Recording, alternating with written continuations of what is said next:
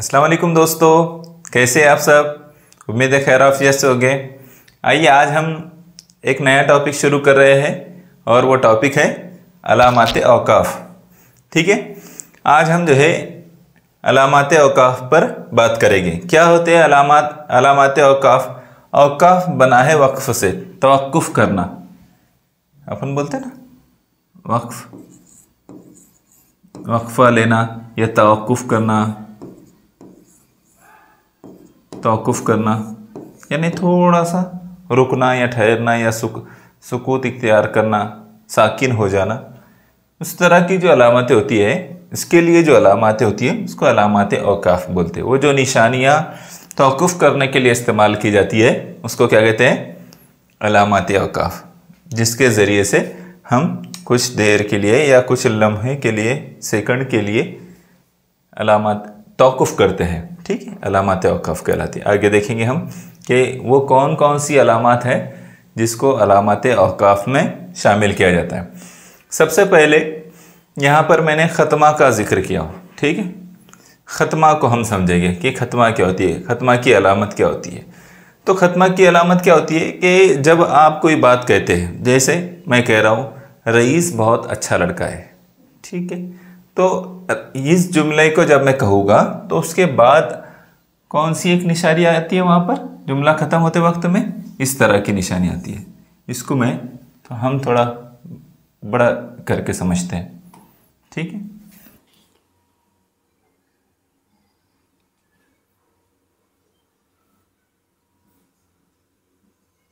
ये देखिए, ये जो निशानी दिख रही है जुमले के आखिर में, तो इसको क्या कहते हैं, ख़त्मा कहते हैं।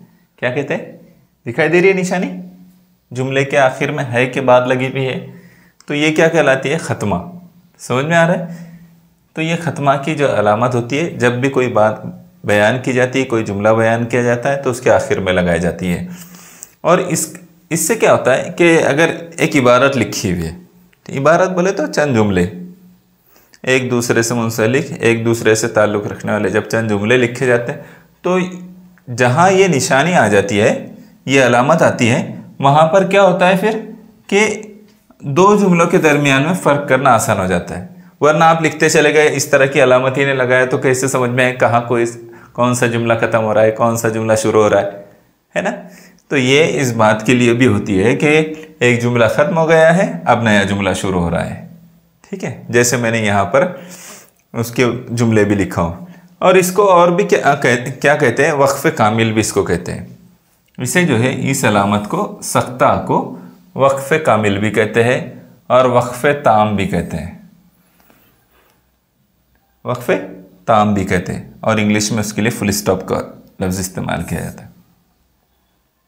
क्या इस्तेमाल करते हैं, फुल स्टॉप। ठीक है, जैसे मैंने यहाँ जुमला लिखा हो, सुफियान पढ़ाई कर रहा है, तो यहाँ पढ़ाई कर रहा है, बात ख़त्म हो गई, तो सख्ता लगा दिया गया है ना, सॉरी सख्ता बोल रहा हूँ मैं, ख़त्मा लगा दिया गया है ना, ख़त्मा की अलामत लगाई गई। अमजद कुरान पढ़ रहा है, ख़त्मा की अलामत, जुमला मुकम्मल हो गया, ख़त्मा की अलामत। आप वीडियो देख रहे हो, आप पढ़ाई कर रहे हो, ख़त्मा की अलामत है ना। आप इतना घूर घूर के देख रहे हो, ये भी ख़त्मा की अलामत है। ठीक है, बात समझ में आ रही है। आप घूर के नहीं देख रहे, आप अच्छे से पढ़ाई कर रहे हैं। ठीक है, चलिए आगे देखते हैं। ये बात समझ में आ गई आपको, ख़त्मा क्या होता है, फुल स्टॉप, कि जब कोई जुमला मुकम्मल होगा तो उसके आखिर में लगाया जाता है ये। और ये दो जुमलों के दरमियान में भी वाज़ेह तौर पर फ़र्क कर देता है कि यहाँ पर एक जुमला ख़त्म हो गया और अगला जुमला शुरू हुआ है। इसके और क्या नाम है, तो वक्फ़ कामिल भी है और वक्फ़ ताम भी है। ठीक है, वो ताम वाला ताम नहीं है, नहीं तो फिक्र होने लगी ताम वाला ताम। ठीक है, ये दूसरा ताम है। चलिए आगे देखते हैं, और इसके अलावा और कौन से अलामतें इसमें होती हैं। दूसरी अलामत जो है सख्ता की है। इसमें तुम ढूंढेंगे सख्ता कहाँ है। चलो मैं आपको दिखा देता हूँ पहले, सख्ता कहाँ है, सख्ता की अलामत कौन सी है, जूम करके हम आपको बताएंगे। ठीक है, मैं इधर लेकर आता हूँ। ये सख्ता की अलामत है, दिखाई दे रही है सख्ता की अलामत। तो ये सख्ता की अलामत है, ये किस लिए इस्तेमाल होती है मैं आपको बताता हूँ। ठीक है, ये जो छोटा सा जो है कौमे के उल्टा कौमा है एक तरह से वो, ठीक है, उसको अंग्रेजी में तो कौमा बोलते हैं। ये छोटा सा जो निशान है तो ये थोड़ी देर के लिए, बहुत मामूली वक्त रुकने के लिए इस्तेमाल होता है, तौक़ुफ़ करने के लिए, हल्का सा तौक़ुफ़ करने के लिए। देखो यहाँ पर लिखा है हल्का सा तौक़ुफ़ करने के लिए इसका इस्तेमाल किया जाता है, और फिर बात आगे बढ़ जाती है, यानी थोड़ी एकदम मामूली वक्त के लिए रुका जाता है और फिर आगे बात बढ़ जाती है, तो उसको कहते हैं सख्ता, ठीक है। हाँ, अब इसको अंग्रेज़ी में कॉमा कहते हैं, ये बात मैं आपको बता चुका हूँ। इसका इस्तेमाल जो है मैं आपको कब किया जाता है कि जब छोटे छोटे अल्फाज या जुमले अल्फाज जो है दरमियान में इस्तेमाल होते हैं, जुमलों के दरमियान में, तो या अल्फाज जो इस्तेमाल होते हैं जुमलों के दरमियान में एक जैसे या कई तरह के, तो उनको बयान करने के लिए इसका इस्तेमाल किया जाता है। जैसे मैं एक मिसाल देता हूँ, शाहिद, आमिर और सलमान तीनों भाई हैं। देखो मैं लिख देता हूँ, ज़्यादा कन्फ्यूज़न की बात नहीं है। शाहिद, आमिर और सलमान, देखो यहाँ इस्तेमाल हुआ और बात आगे बढ़ गई, और सलमान तीनों भाई हैं।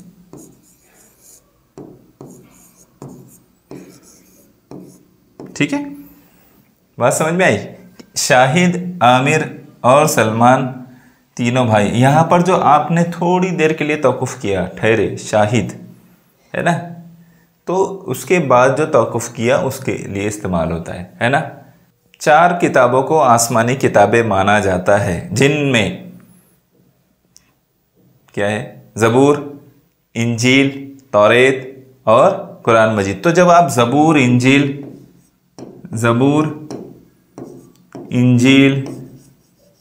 है ना, तौरेत, इसको कुछ लोग तौरात बोलते हैं और कुछ तौरेत पढ़ते हैं, ठीक है।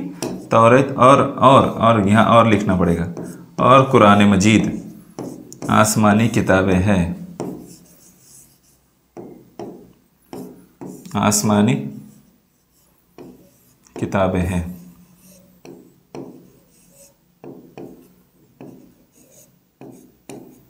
ठीक है, तो यहाँ पर जो सख्ता का इस्तेमाल किया गया मामूली तौक़ुफ़ के लिए, ज़बूर, इंजील, तौरेत है ना, ज़बूर, इंजील, तौरेत और कुरान मजीद आसमानी किताबें हैं। मामूली तौक़ुफ़ जो किया जाता है, इस तरह के जुमलों में इसका इस्तेमाल होता है। बात समझ में आ गई आपकी? और इस तरह से एक बड़ा जुमला बन जाता है ना। कॉमा का इस्तेमाल समझ में आया? सख्ता बोलते हैं जिसे, ठीक है। तो इस तरह के और भी बहुत सारे जुमले आप मिसाल के तौर पर उसमें देख सकते हैं। आपको इसमें किस तरह के सवाल आते हैं? सवाल ये पैदा हुआ कि इसमें आपको किस तरह के सवाल आते हैं। तो आपको क्या किया जाता है कि एक जुमला दे दिया जाएगा और कहा जाएगा कि इसमें कौन कौन से औकाफ, अलामत औकाफ का इस्तेमाल होगा, है ना। तो एक तरतीब के साथ अलामत औकाफ आप पहचान पाते हैं या नहीं, ये देखा जाता है।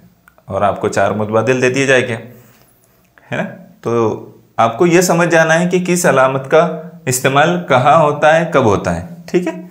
चलो आगे देखते हैं। सवालिया, एक निशानी है सवालिया निशान, ये यहाँ पर मैंने उसको लिखा हुआ, देखो दिखाई दे रहा है।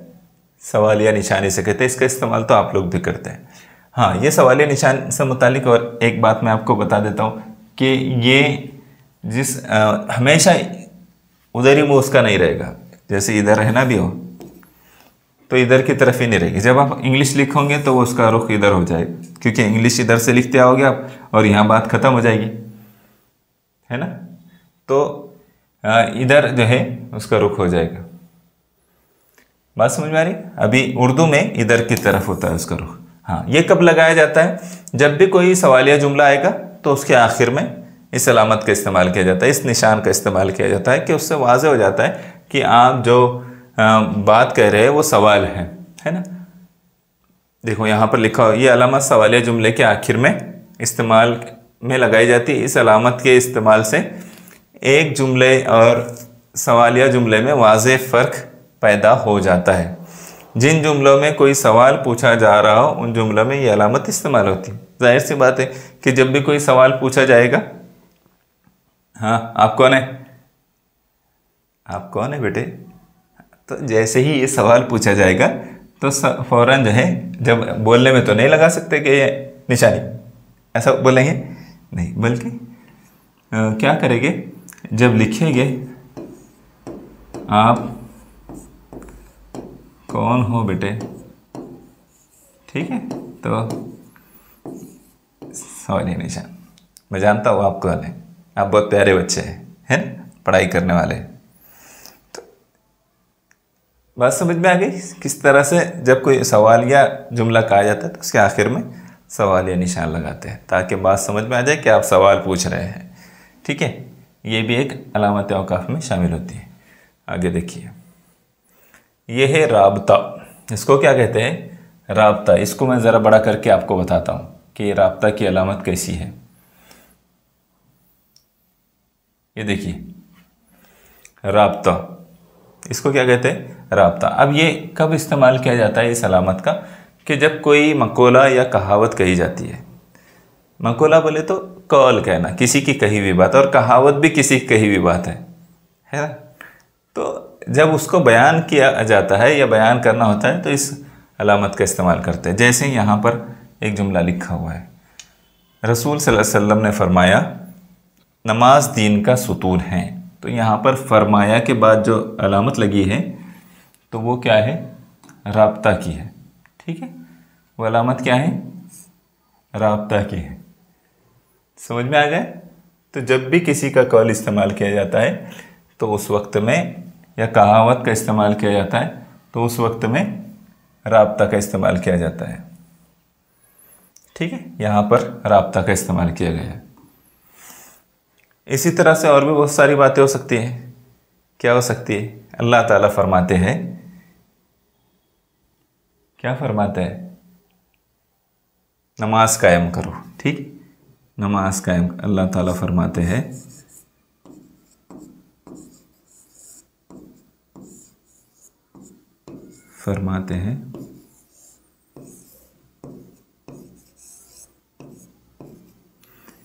ये जो जमा ताज़ीमी की मिसाल है ना, फरमाते हैं, ये दो जो निशान लग रहे हैं ये है राबता, नमाज कायम करो और यतीम को धक्के ना दो, है ना, ये भी अल्लाह ताला फरमाते हैं। और एक दूसरे की गीबत ना करो, वला यग़्तब बाज़ुकुम बाज़ा, है ना, और एक दूसरे की गीबत ना करो।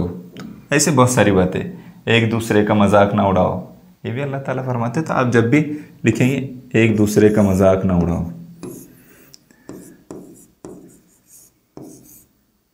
या ये कहा गया कि कोई मर्द किसी दूसरे मर्द का मजाक ना उड़ाए, है ना, मैं उसकी जगह दूसरी बात लिखता हूँ। ठीक है, थोड़ा छोटा जुमला लिखेंगे हम, क्या लिखेंगे, नमाज कायम करो। ठीक है, नमाज कायम करो।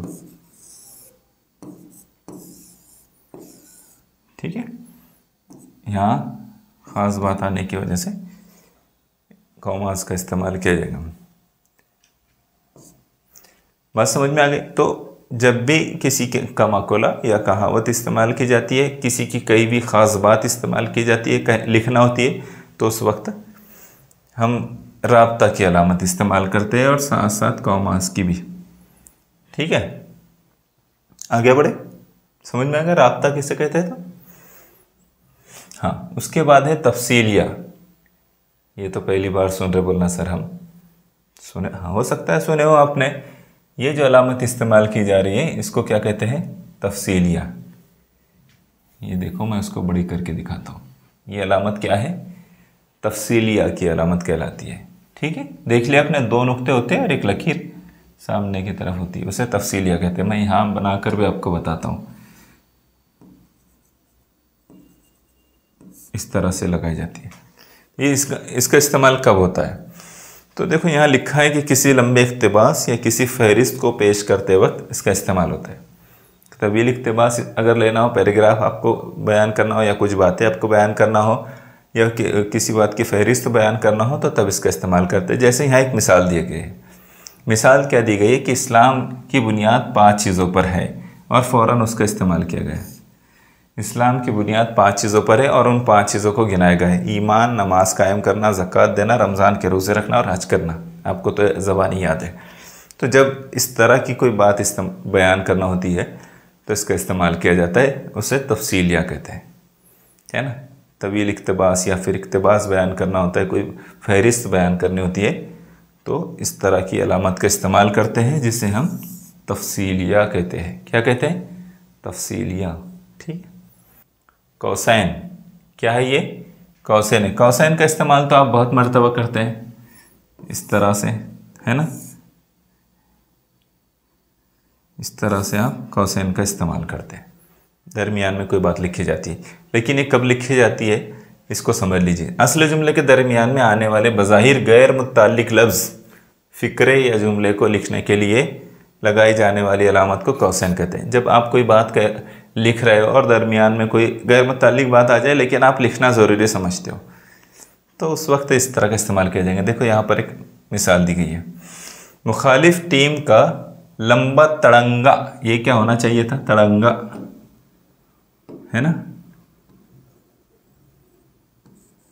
लंबा तड़ंगा बॉलर, खुदा झूठ ना बुलवाए, पूरे 1 फरलांग से दौड़ता हुआ आया।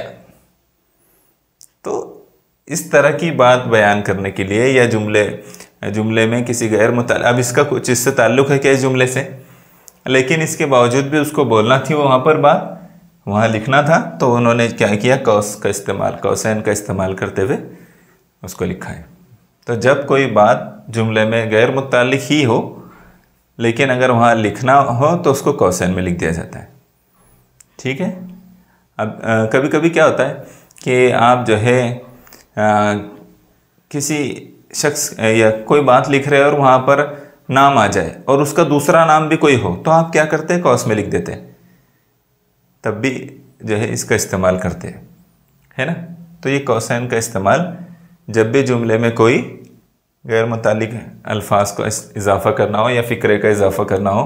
फ़िक्रा किसे कहते हैं? जुमले का एक हिस्सा होता है, टुकड़ा होता है, उसको फ़िक्रा कहते हैं। ठीक। तो उसका इस्तेमाल करने के लिए, उसको लिखने के लिए कौसैन का इस्तेमाल करते हैं। बात समझ में आ गई? कौसैन किस तरह से होते हैं? कौसैन की बहुत सारी किस्म होती हैं। आगे बढ़े। हाँ, ये है वावेन। इसे क्या कहते हैं? वावेन। पहले मैं वावेन की अलामत आपको करीब से दिखाता हूँ। ठीक है।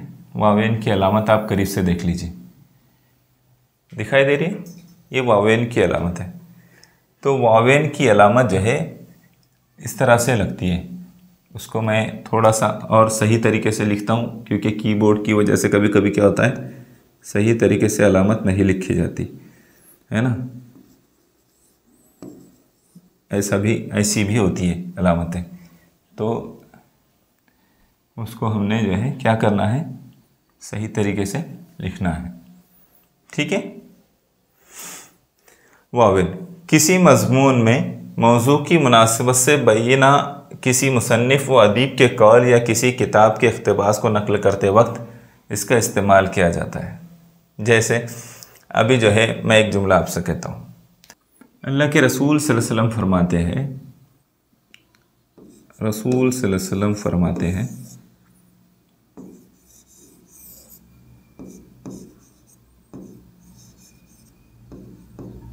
अलैहि वसल्लम।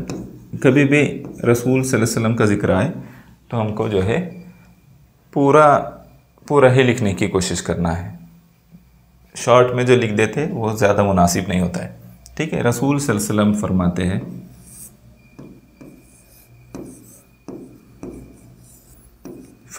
हैं। अब यहाँ पर इस तरह से आएगा, राब्ता आएगा और लेकिन साथ में वावेन आएगा। कैसे आएगा?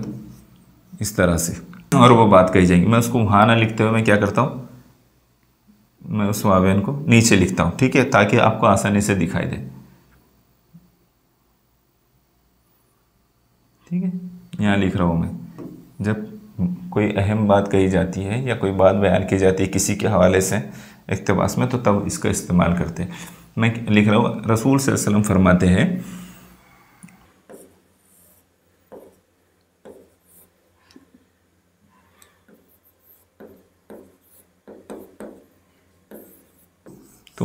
बेहतर शख्स वो है जो दूसरों के लिए नफ़ा बख्श हो, दूसरों के लिए नफ़ा बख्श हो। नफ़ा बख्श बोले तो फ़ायदेमंद, है ना। अब इस एतबार से तो हमने भी अपने आप को वो करना चाहिए, दूसरों के लिए फ़ायदेमंद बनने की कोशिश करना चाहिए हमने कि हमारी वजह से दूसरों का फ़ायदा हो। ठीक है, तो अल्लाह के रसूल सल्लल्लाहु अलैहि वसल्लम की हदीस मुबारक आई है। ठीक है, तुम में बेहतर शख्स वो है जो दूसरों के लिए नफ़ा बख्शे। तो ये आप सल्लल्लाहु अलैहि वसल्लम की कहीं भी बात को जब यहाँ लिखा जाए, कभी लिखा जाएगा या फिर किसी और शख्स की बात को लिखा जाएगा, किसी मुसन्निफ़ की बात को लिखा जाएगा, शायर की बात को लिखा जाएगा, तो उस वक्त जो है इस तरह के कलमात का इस्तेमाल, इस तरह के कौमों का वावेन जिसे कहते हैं उसका इस्तेमाल किया जाता है। ठीक है, वावेन का इस्तेमाल समझ में आ गया आपको? या फिर किताब का हवाला देना हो आपको, है ना। जैसे मैं एक एग्जांपल देता हूँ आपको। अल्लामा शिबली नेमानी, अल्लामा शिबली नेमानी की किताब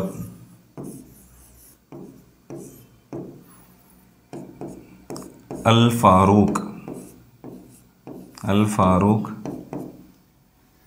हज़रत उमर रज़ी अल्लाह ताला अन्हु की ज़िंदगी पर, हज़रत उमर रज़ी अल्लाह ताला अन्हु की ज़िंदगी पर बेहतरीन किताब है ना, बेहतरीन किताब है। ठीक है, यहाँ नहीं आएगा कौमा, आखिर में नहीं आएगा कौमा। ठीक है, हाँ, अल्लामा शिबली नोमानी की किताब अल फारूक। जब हमने अल फारूक का तज़किरा किया एक ख़ास बात बताने के लिए, मौजू को बयान करते हुए, मज़ीद एक बात को बयान करने के लिए हवाला देते हुए किसी चीज़ का, किसी मुसन्निफ़ या अदीब या उसकी किताब का हवाला देते हुए जब हम बात करते हैं तब भी वावेन का इस्तेमाल कर सकते हैं। ठीक है, बात समझ में आई? चलिए, ये किताब आप भी पढ़ सकते हैं, बहुत अच्छी किताब है अगर हज़रत उमर रज़ी अल्लाह ताला अन्हु की ज़िंदगी को समझना है। ठीक है, आगे बढ़ते हैं हम लोग। अगला देखिए, ये अलामत औकाफ में एक अलामत है फ़जाइया। क्या है? फ़जाइया। इसको निदाइया भी कहते हैं। क्या कहते हैं? निदाइया भी कहते हैं। आपको अलामत दिख रही है? अगर नहीं दिख रही है तो मैं इसको थोड़ा बड़ा करके लिखता हूँ। ठीक है, इस तरह से होता है, इंग्लिश में उसको एक्सक्लेमेशन मार्क बोलते हैं। ठीक है, यहाँ इस अलामत का इस्तेमाल कब किया जाता है? तो जब कोई ख़ास कैफियत या जज्बे के इजहार का करना हो तो उस वक्त जो है ये अलामत का इस्तेमाल करते हैं। जैसे गुस्सा है, खौफ है, हैरत है ना।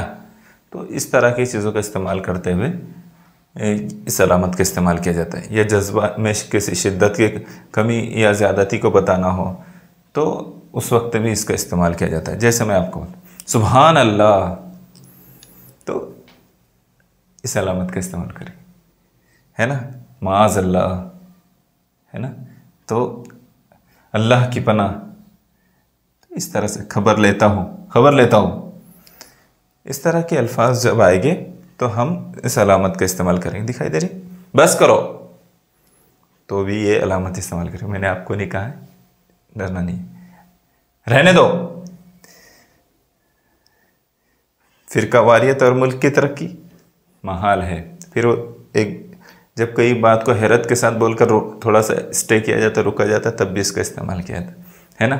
शाबाश, तो ऐसा कहते हुए भी इसका इस्तेमाल करते हैं ना। वेरी गुड, बहुत अच्छे। इस तरह के जब अल्फाज का, जज्बात का इजहार होता है तब अलामत फ़जाइया का इस्तेमाल होता है, जिसको अलामत निदाइया भी कहते हैं, है ना। बात समझ में आई? उसको ताज्जुबिया निशान भी कहते हैं। लेकिन वो ताज्जुबिया निशान सिर्फ एक चीज़ को बयान करता है क्या? कई सारी चीज़ें आती है इसमें, है ना। ठीक है, बात समझ रही है तुमको? चलो आगे बढ़ेंगे हम। ये है नुक्ते। क्या है? नुक्ते। आप बोलेंगे ये नुक्तों को क्यों ला लिए, ये कहाँ से आ गए इसमें? लेकिन नुक्ते भी इसमें शामिल है। किसी महजूफ इबारत की जगह उसका इस्तेमाल होता है। महजूफ हज़फ की हुई, हटाई हुई या ख़त्म की हुई, है ना। यानी किसी लंबी इबारत को नकल करते वक्त इख्तिसार के पेश नज़र, यानी शॉर्ट करना हो, मुख्तसर लिखना हो, तब जो है इबारत का कुछ हिस्सा नकल करते और उसके आगे फिर डैश लगा देते। जैसे इसको ही मैं अगर वो कर देता तो यहाँ बात करके यहाँ डैश कर देता, तो बात इससे समझ में आता कि आगे भी कुछ बात कही जा रही है, लेकिन बात लंबी ना हो जाए, तवील ना हो जाए, बड़ी ना हो जाए, इसलिए ये लगा दिया गया है। तो किसी भी इबारत में इस तरह के जो निशान आपने देखेंगे, नुक्ते देखे होंगे, कोई बात कही जा रही है, नुक्ते नुक्ते लगा दिए गए। तो जब वहाँ पर मुख्तसर में उसको करना हो तो बकिया इबारत की जगह पर क्या करते हैं, ये निशान लगा दिए, नुक्ते लगा देते हैं।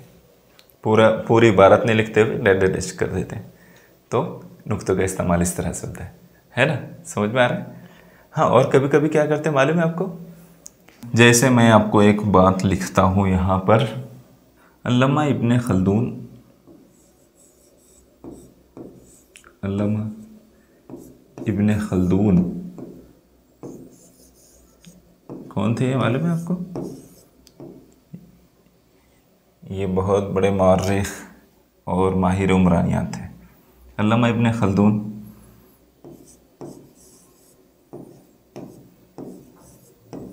देहाती ज़िंदगी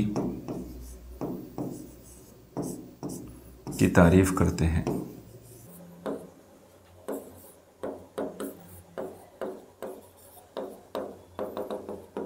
डैश।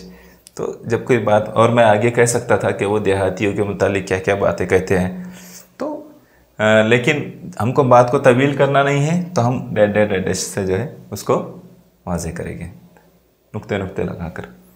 इसका मतलब ये होगा कि बात आगे जारी है। और एक निशान इस्तेमाल किया जाता है, वो शायद ज़्यादा लोग उसको ना जानते हो, लेकिन एक निशान इस्तेमाल किया जाता है। मैं पहले इसको जो है वो कर देता हूँ कि ठीक है, देखिए इधर दिखाई दे रहा है ना आपको, नुक्ते नुक्ते लगाते हैं और फिर अल्ख इस तरह से लगा देते हैं, अलीफ लाम है अल्ख। तो इसका मतलब भी ये होता है कि बात अभी जारी है, बात अभी जारी है और भी आगे कुछ बातें हैं। इसका मतलब क्या आता है, और भी आगे कुछ बात है, अल्ख लगा देते हैं, बात अभी ख़त्म नहीं हुई है, बल्कि बात आगे भी कुछ बयान की गई है। ठीक है, तो ये है नुक्ते, अलामत औकाफ में एक अलामत। आगे बढ़े, ये है अलामत शेर। जब शेर का तस्करा करना होता है ना, किसी वो दहाड़ने वाला शेर नहीं, करके दहाड़ेगा, वो शेर नहीं, बल्कि शायर जो शेर बोलते हैं उस शेर की बात हो रही है। तो जब उसका तस्करा करना होता है तो इस तरह की अलामत का इस्तेमाल किया जाता है। आपने देखा होगा कि जब कोई शेर कहना हो तो इस तरह की इस्तेमाल करते हैं। और जैसे मैं यहाँ पर एक शेर का तस्करा करता हूँ, उन्हें तो सिर्फ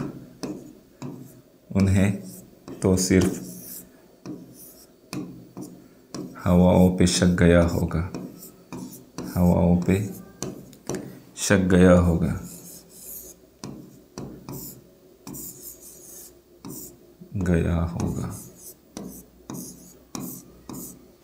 चराग खुद भी तो जल जल के थक गया होगा, चराग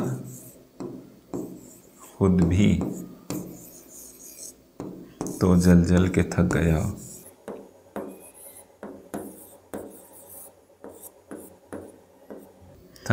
होगा, है ना। चराग खुद भी तो जल जल के थक गया होगा। तो इस तरह से भी जो है यहाँ पर जब मैं कोई बात को बयान करते हुए शेर लिख रहा हूँ तो ये अलामत का इस्तेमाल कर लिया जाएगा। कोई भी शेर लिखा जा रहा है तो इस अलामत का इस्तेमाल किया जाएगा। ठीक है, बात समझ में आ गई आपको। शेर लिखना हो तो मिसरा नहीं, मिसरे की अलामत दूसरी होती है, मैं आपको आगे बता रहा हूँ इस अलामत का। बाज़ लोग क्या करते हैं, शेर भी लिखना होती है तो वो एक अलामत इस्तेमाल कर लेते हैं। वो कौन सी अलामत होती है, इस तरह से अलामत का इस्तेमाल कर लेते हैं। तो ये शेर के लिए नहीं होती, ये मिसरे के लिए होती है। और शेर लिखना हो तो इस अलामत का इस्तेमाल करते हैं। देखिए आगे आएगी वो अलामत। हाँ देखिए, अलामत मिसरा ऐन लिखते हैं, है ना। जब अलामत मिसरा का इस्तेमाल एक ही मिसरा लिखना हो तो क्या करते हैं, इस अलामत का इस्तेमाल करते हैं। जैसे कोई शेर याद आ जाए, क्या हो सकता है कोई शेर, अल्लामा इकबाल के किसी शेर को हम याद करेंगे, जवानों को सोज़े जिगर बख्श दे, है ना, जवानों को सोज़े जिगर बख्श दे, जिगर बख्श दे, ये हमको एक ही मिसरा लिखना है ना। तो इस तरह की अलामत का इस्तेमाल करेंगे। इस अलामत का, ऐन का, मेरा ऐन ज़रा ज़्यादा ही डिंग डोंग हो गया है ना, तो अलामत का, इस अलामत का इस्तेमाल करेंगे जब एक ही मिसरा लिखना होगा। ठीक है, बात समझ में आ गई।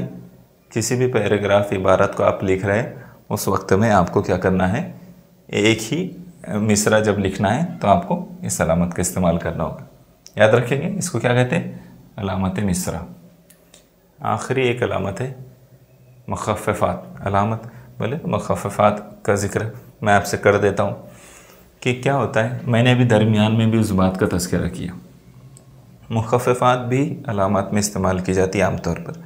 वो क्या होती है, जैसे मैंने यहाँ लिखा हूँ, है ना, ये लिखा हूँ मैंने, आपको थोड़ा बड़ा करके दिखा देता हूँ आपको। यहाँ जब ये लिखा हुआ हो तो वो चलेगा नहीं, है ना। ठीक है, तो इसको मैं बड़ा लिख देता हूँ, आपको आसानी से समझ में जाए। इस तरह से रज़ियल्लाहु अन्हु, है ना, सहाबा रज़ियल्लाहु ताला अन्हु अजमईन का तज़किरा जब होता है तो तब हम इस तरह से, अल्लाह उनसे राज़ी हुआ, क्या मतलब होता है इसका, अल्लाह उनसे राज़ी हुआ, तो इसको रज़ियल्लाहु अन्हु की जगह जो है इस्तेमाल करते हैं, है ना। तब जो है इसको मुखफ़फ़ के तौर पर इस्तेमाल करते हैं, रज़ियल्लाहु अन्हु। और सल्लल्लाहु अलैहि वसल्लम के लिए जो इस्तेमाल करते हैं उसको इस्तेमाल नहीं करना चाहिए, उसको मुखफ़फ़ के तौर पर आमतौर पर लोग इस्तेमाल करते हैं, स्वाद,